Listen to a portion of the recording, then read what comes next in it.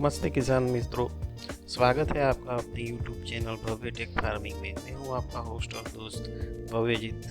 आज मैं आपको बताऊंगा कि भारतीय नस्ल की कौन कौन सी गाय डेयरी फार्मिंग के लिए सबसे उत्तम है और ये गाय आप पाल के अपना डेयरी व्यवसाय शुरू कर सकते हैं।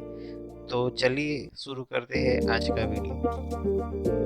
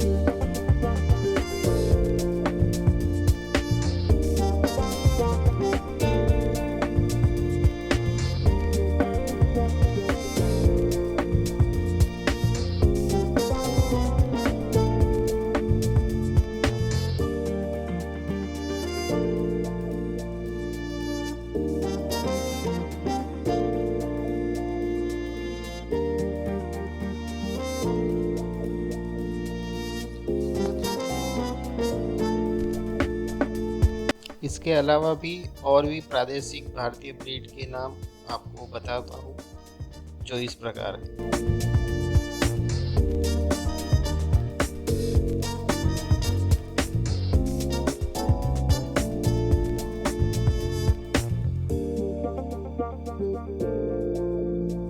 आशा है आपको ये वीडियो पसंद आया होगा। अगर आपको ये वीडियो पसंद आया है तो लाइक करें, शेयर करें और सब्सक्राइब करिए।